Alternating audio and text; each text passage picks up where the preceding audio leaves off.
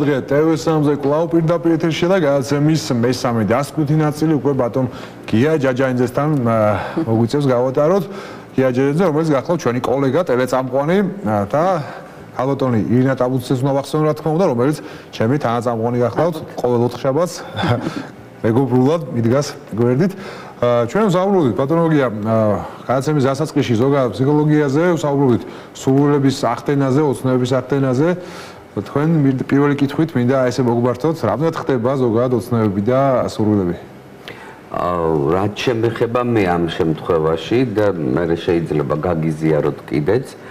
ძალიან ხშირად ვამბობ ხოლმე და ტრაბახობ კიდეც, საერთოდ მიყვარს ტრაბახი. არ ყოფილა ჩემს ცხოვრებაში სურვილი, რომელიც არ ამსრულებოდეს. ყოველთვის მისრულდება. ოღონდ შეიძლება შეზღუდული ვარ სურვილებში. იმიტომ რომ არასოდეს არ მომინდება თვითმფრინავი, არასოდეს არ მინდება უზარმაზარი სასახლე, რეალისტური სურვილი. აბსოლუტურად რეალური სურვილი, რომელიც შეიძლება მოხდეს. არის ხოლმე ისე რომ ხანდახან უფრო მეც მოვინდომებ და ის მეტიც მინდება. ოღონდ არ ვიცი ინდივიდუალური რეცეპტი შევიმუშავე, როგორ შეიძლება და მართლა შეიძლება ჩაიფიქრო და თავისით სრულდება თუ რაღაც საკეთო. არა, და ეს ინდივიდუალურია მარტო თქვენზე მოქმედებს თუ ყველას შეიძლება. მე მგონი ეხლა მიხვდებით თქვენს რომ ეს არ არის მარტო ჩემზე, ეხლა გეტყვით საერთოდ პირველი თუ ადამიანს აქვს პასუხისმგებლობის გრძნობა, აი ეს თუ აქ თან დაყოლილი ან გამოიმუშაოს, აქედან გამომდინარე მე უკვე ნელ-ნელა კრიფავ და რა, აი მაგალითად სანამ თქვენთან მოვიდოდი, მე ჩავრთე ტელევიზორი და გნახეთ რა გაცვიათ, როგორია სტუდია და ამის და მიხედვით შევარჩიე ეს ფერი. საათი დავიკეთე აი თქვენი ხის ფერი, ანუ რა არის იცით? როცა შენ უწყობ შენს აი სურვილებს უწყობ იმას, რაც შეიძლება დაგხვდეს, ყოველთვის ანუ რა მინდა იცით რო გითხრათ, მე ეხლა მაყურებელი აუცილებლად დამიმახსოვრებს რაღაცით. ან ისეთ ფრაზას ვიტყვი, ან ის მაყურებელი აუცილებლად მე სადღაც შემხვდება. ანუ მთელი ჯაჭვი მაქვს ასხმული იმისთვის, რომ რაღაც სურვილი შევისრულო. არასოდეს არ ვითხოვ, ძალიან ხშირად ვამბობ ხოლმე, რომ 50-50-ზე აუცილებლად გამოგიყენებ, ოღონდ მეც უნდა გამოგადგე. აქედან გამომდინარე ძალიან ადვილია ყველა სურვილი შეისრულო და რა ვიცი. კარგი რეცეპტია იმისათვის, რომ გარკვეულწილად მაინც ადამიანმა ცხოვრებაში გაატაროს ეს საინტერესო და რა არის იცით, აი გეტყვით ერთ რამეს, საქართველოში რასაც მე ვაკეთებ, ამას ქვია ეძახიან ეშმაკობას, ეძახიან ავანტურას. ოღონდ რა თქმა უნდა არის ჩემში რაღაც ავანტურის მომენტები, მაგრამ რა აი მაგალითად როცა ლექციებს ვკითხულობდი, ყველა ჟურნალისტს უდებდი რომ და ოღონდ ესე პირდაპირ კი არ ვეუბნებოდი რომ დაამთავრეთ მე კარგი რესპონდენტი ვარ, მოდით ინტერვიუ აიღეთ. უბრალოდ მე მათთვის ვხდებოდი საინტერესო. არასოდეს არც ერთი დამწყები ჟურნალისტისთვის არ მithქვა მსუარი. პირიქით ხელს უწყობდი, ვეუბნებოდი რომ გადმომიგზავნე, გაგისწორებ, გაგიკეთებ და ესენი დაიზარდნენ და მე სულ აქტუალური ვიყავ. მაგალითად მქონდა ერთი წელი ისეთი იყო ჩემს ცხოვრებაში ისეთი, რომ არსად არ მუშაობდი. არ ჩამოსულარ ჟურნალის ყდიდან. რატომ? იმიტომ რომ მე ეს ყველაფერი დათესილი მქონდა. და ყველაზე მთავარი ოღონდ გულწრფელად გეუბნებით, ძალიან მიხარია ყველას წარმატება. აქაც ჩემი ისა მაქვს, ეს შეიძლება რა ის არის, იცით, რას ვითვლი. წარმატებული ადამიანი ნაკლებად აგრესიულია, ნაკლებად მერჩის. ამიტომ გიკრავ ტაშს. რომ ხარ წარმატებული, გაგფული, მუშაობ, აღარ ხარ ისეთი ბოროტი. ეს პოზიტივიც გადამდებია ბუნებრივია. და აქედან გამომდინარე, აი ეს არის, აი ეს რაღაცა ჩემი მეთოდები მაქვს. ზოგადად თუ შევხედავ ძალიან სწორი მდგომაა ცხოვრებისადმი, რა თქმა უნდა. და რა არის ის მიზნები ზოგადად, რომელიც ჯერ კიდევ ასასრულებელია და რომელიც გაგვ დასახული? იცით რა არის? აი ქალბატონი ირინა გამიგებს ახლა მე რასაც ვიტყვი, ნუ თქვენ ასაკის გამო შეიძლება ვერ მიხვდეთ, მაგრამ გაიგებთ. ეხლა რა ხდება? აი ნახეთ, ეხლაც ვერ გაიგებთ და უცბად შემცვალე, რას ქვია ვერ გაიგებთ? გეტყვით ერთ რამეს, მთელი ჩემი ცხოვრება მქონდა ადამიანებთან ურთიერთობა, ბევრი სამსახურები, საინტერესო ხალხი.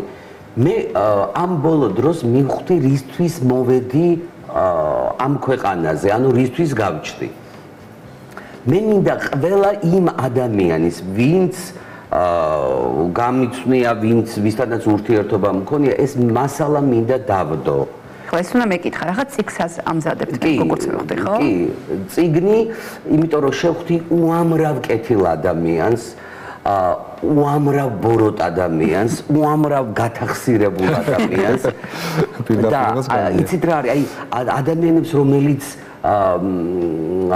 ნუ ეს მოდაშია პირში გიცინის და მე ზურგს უკან დაგცინის ადამიანები, რომლებიც დაგცინიან. აი მაგალითად მე ძალიან ჟარგონს ვიხმარ, ვკაიფობ, როცა ჩემს ჩაცმულობაზე ვიღაცა იცინის. იცით რა არის? მაშინ ბოლომდე გეტყვით, ვიღაცა გადაობს ესე. არა, არა, თუ ჟარგონებით ვიხმარეთ? ხო, ერთი ნაწილი გადაობს, მეორე დამცინის. აქედან არიან ადამიანები, ესენი ძიყოფიან. აი არის ადამიანი, მას სურვილი აქვს, ძალიან ბევრს მოწონს ახლა ეს ჩემი ჩექმა, მაგრამ ვერ იცვა. ვერ ჩაიცვა. მე ვარ თამამი და ჩავიცვი. და ერთ რამეს გეტყვით. ბავშვობაში წავიკითხე მოლა ნასრედინის ოხუნჯობანი და ესეთი ის არის, რომ მოლა შედის სადღაც და არ შეუშვებენ. როგორ ახლა მოლა ხარ და ესე ცუდად რატო გაცვიო? წავიდა გამოიცვალა, ჩაიცვა ძვირფასი ტანსაცმელი და რომ შევიდა სუფრასთან აიღო ეს ჩასაცმელები და ჩადო საჭმელებში. და რა შევიდა? თქვენ ხო ეს დაგიპატიჟიათო, იმიტომ რომ ტანსაცმლის გამო შემომიშვითო. არაფრით არ შეიძლება ადამიანი შეაფასო ტანსაცმლის, არც მისი ძვირადღირებულობის, არც ბრენდის და საერთოდ. აქედან გამომდინარე რა არის, იცით, მივხვდი, კარგად დავამუღამე ეს ცხოვრება და აი ახლა მე მშვიდად ვცხოვრობ.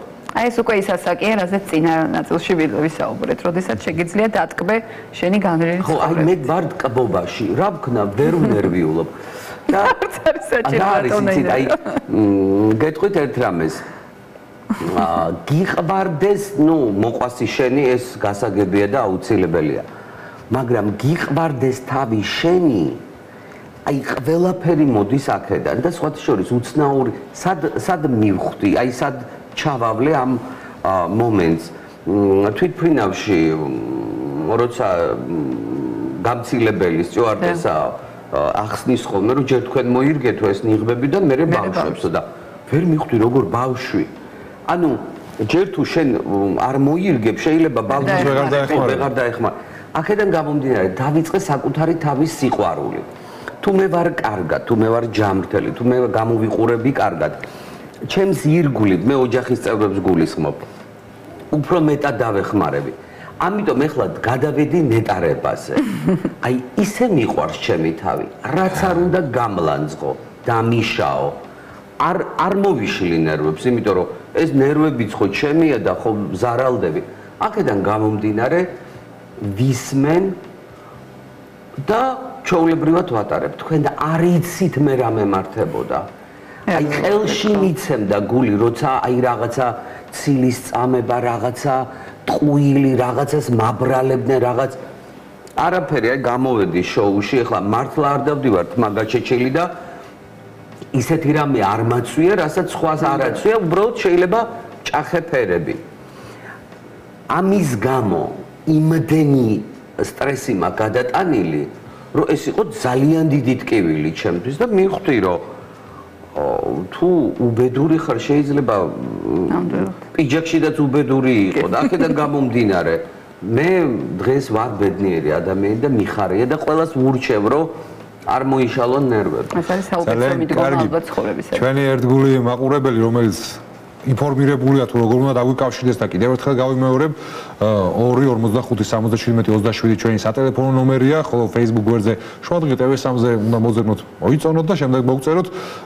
ვინც უკვე ინფორმირებულია და ერთგულია ის კიდევაც წერს და ძალიან მთხოვა თამო გაგნიძე ასეთი ძალიან მაგარი კაცია, ძალიან მაგრად მიყვარს, პოზიტიური ადამიანია, ძალიან გთხოვთ უთხარითო და რო არ მეთქვა, არ გამოვიდო და დიდი მადლობა. ასე რომ ერთგული მაყურებელია, ძალიან ბევრი წერილი აქვს მას მოწერილი და ამიტომ ეს მოკითხვის ფორმაც აუცილებელი იყო ბოლომდე, კი ბატონო. მე მინდა შევეხოთ თემას, რომელიც წინა რესპონდენტმა მაინც ვერ გავშალეთ. რა ხდება, როდესაც სხვისი სურვილების შემსრულებლები ხდებით? გარედან თავს მოხვეული სურვილების. თქვენს გექნებოდათ, ახლა შეუძლებელია ეს არ გქონდეთ. შეიძლება მშობლისგან იყოს, შეიძლება მეგობრის სურვილს ასრულებდე. თითქოს ყველაფერი კარგად არის, მაგრამ ის სურვილი და შესრულებული სურვილი სიამოვნებას აღარ განიჭებს საბოლოო ჯამში. გექნებოდათ ასეთი რაღაც. კი, ძალიან ბევრი მქონია, მაგრამ მე ამ შემთხვევაში კიდე რა თქმა უნდა ვიტრაბახებს ჩემი ჩვეული ფორმა. მე აი თავს მოხვეულ სურვილს მე ვარ ვირტუოზი ამ შემთხვევაში, ისე გადავაკეთებ ხოლმე ამას ყველაფერს, რომ მოვარგებ ჩემს ხასიათს, ჩემს ბუნებას. რომ ყოველთვის ასე ხომ არ იქნებოდა, ეს ახლა ახერხებთ ალბათ ამას. რა იყო ადრე, არ ვიცი დამეთანხმებით თუ არა, ნამდვილად აღარ მახსოვს, იმიტომ რომ მახსოვს ყველაფერი კარგი. მახსოვს ყველაფერი კარგი, აი იმ ტკივილს ვიხსენებ იუმორით, მაგრამ რა არის იცით თავს მოხვეული სურვილები გააჩნია, მაინც ვარჩევდი ხოლმე. ზოგჯერ ეს თავზე მოხვეული სურვილები შენთვის სასარგებლოა, ზოგი. ხო, ზოგჯერ.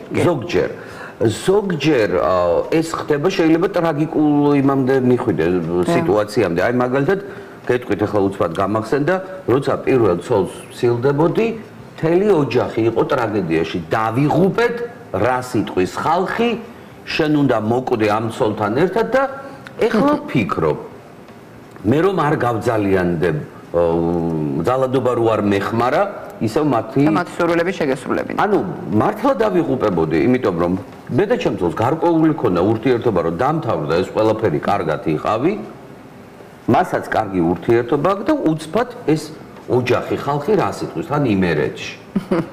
აქედან გამომდინარე, ნელა, ანუ ჯერ ბებია ჩემს დაველაპარაკე, მერე დედა ჩემს დაველაპარაკე, მერე მამა ჩემს დაველაპარაკე და მათი სურვილი მახსოვს, რომ დედა ჩემმა მითხრა, ოღონდ შედიყავი ჯანმრთელი, რაც გინდა ისქენი. ანუ რა არის, იცით, მაინც ვფიქრობ, რომ რაღაც ნაწილი ჩემი ფსიქოლოგიური მდგომარეობა გამოვიმუშავე შიში სიფრთხილის, არა ვარ მშიშარა. აი მიუხედავად თუ არა ვარ ესეთი ტიპი და ვიღაცა გამეკაჩოს და დავარტყა და რაღაცა. არა, მაგრამ მე მაგ ჩემი ენა და ჩემი ტვინი არის ყველანაირი იარაღი. ანუ შიშის სიფრთხილისა, აი მაგალითად ბნელი სადარბაზო თუ არის თავისთავად საშიშია, ხო? ნუ ყველაზე ცოტა, ფეხი არ წამოკრა რამეს. აქედან გამომდინარე ეს შიშის სიფრთხილისა, რომ ადამიანი არ დავაზარალო, ყოველთვის მაგ შიგნით და აი ამ რაღაცა ლავირებას ვაკეთებ.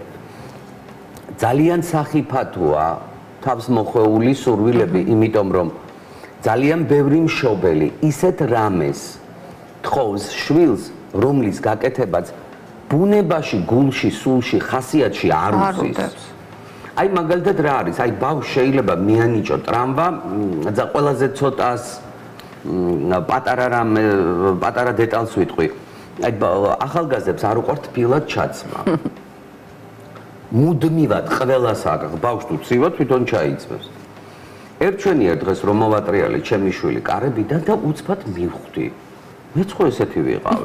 მეც ხო მტანჯავდნენ. მე ვთხარი შეგიძლია ეგ პალტოც გაიხადო და წადი როგორც გეისე. აქედან გამომდინარე, აი ბავშვებზე ვამბობ, აი მახსოვს სკოლა რო დაამთავრა ჩემმა შვილმა, ძალიან გრძელი თმა ჰქონდა და მე ხოწებოდა რომ შევიჭირო. მე ვთხარი ძალიან ლამაზია მეთქი. ნუ არ დამიჯერა, მივეცი ფული და ვთხარი რომ ოღონდ დღესვე შეიჭერი მეთქი. ერთი სული მქონდა როდის ინანებდა. ერთი თვე ტიროდა. და მე ვიყავი მხიარო ხასიათი. მე ვუბნებოდი რომ ხო გითხარი მეთქი.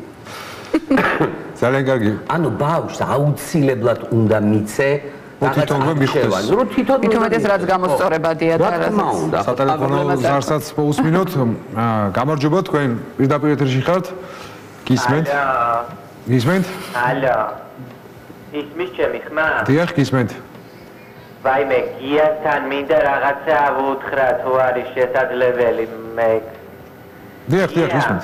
დიახ. აი ძალიან მიყვარხარ მართლა აი ჩემი ოჯახი მე ჩემი ახლობლები ყველა გიყურებ აი არ ვიცი შენ რასაც საუბრობ აი მაგზნობინებს კიდევ ერთხელ თავიდან ვიბადები და თავიდან ვარ ქალი აი ჩემ თვალში შენ ხარ აი პირველი და რა ვიცი ჯერ მარტო ჩაცმულობით მანერებით იქ რო იხუბრე იმ ეკახოფერიან ტოქ-შოუში გავწდი ძალიან მიყვარხარ შენ ხარ აი პირველი კაცქალა რომელიც აი ძალიან მიყვარხარ დიდი მადლობა გაიხარეთ მადლობა ბატონო გია Facebook-ის მაყურებელი გვეკითხება მეუღლე ახსენაო და იქნება გითხრას ამდენჯერ იყო დაქორწინებული და საინტერესოა სამჯერ ძალიან კარგი და სიყვარულის ისტორიაც რო ვაყოლო ძალიან მოკლედ იქნებ 5 წუთი რჩება და კიდე რაღაცები რომ მოვასწროთ.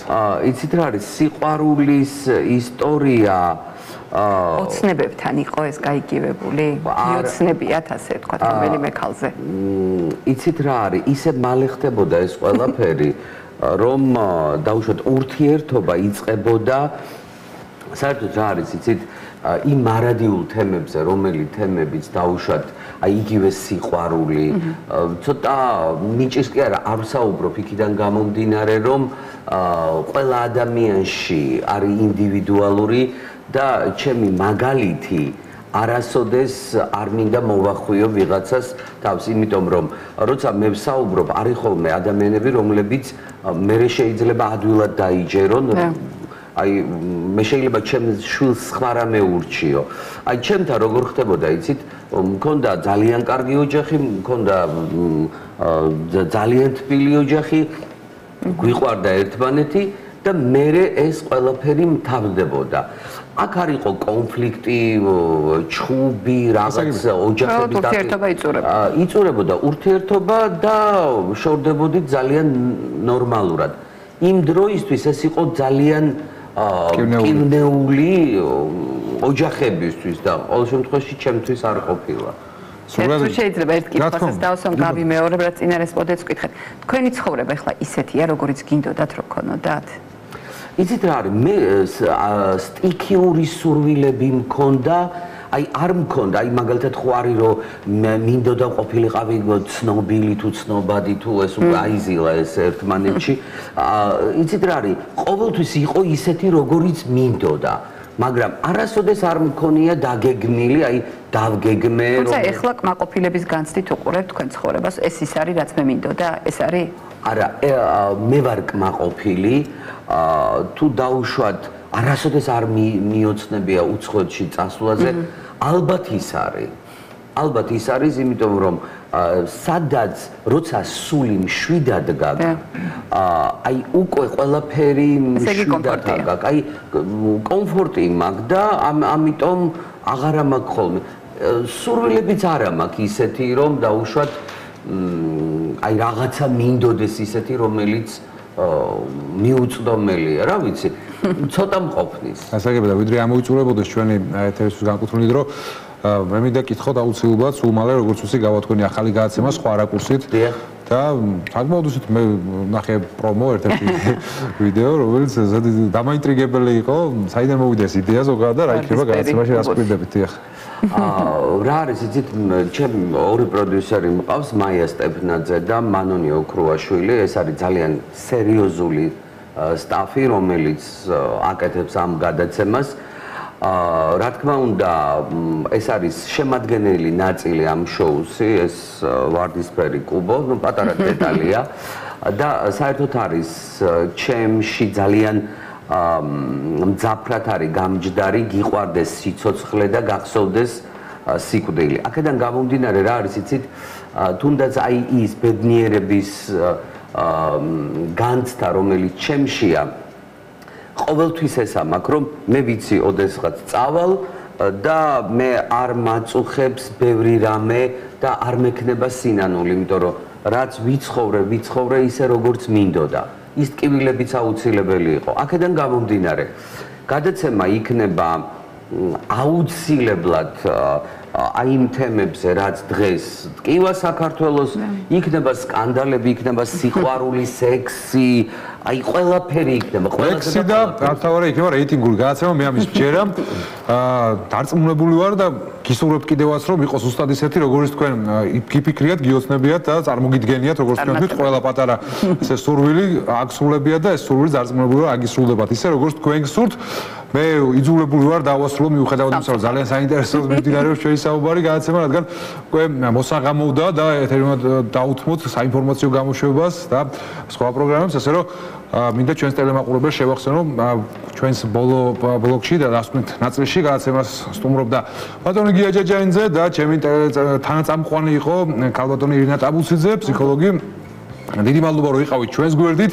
მე კიდევ ერთხელ მინდა რომ შეგახსენოთ უფრო მეტი აქტიურობაა თქვენგან საჭირო, როგორც სატელეფონო ხაზზე, ასევე Facebook გვერდზე, სადაც თქვენ შეგიძლიათ გაგვიზიაროთ წინასწარ თუ რა გსურთ, რა თემებზე გსურთ საუბარი, ვინ გსურთ რომ მოვიწვიოთ სტუმრად და ზოგადად თქვენი შეკითხვები რა თქმა უნდა ძალიან მნიშვნელოვანია. მადლობა რომ იყავით ჩვენს გვერდით კიდევ ერთხელ და იმედია რომ კიდევ არაერთხელ იქნებით ჩვენს გვერდით, ასე რომ გემშვიდობებით მოვალ შეხვედრამდე. კარგად ვზრუნდებოდეთ.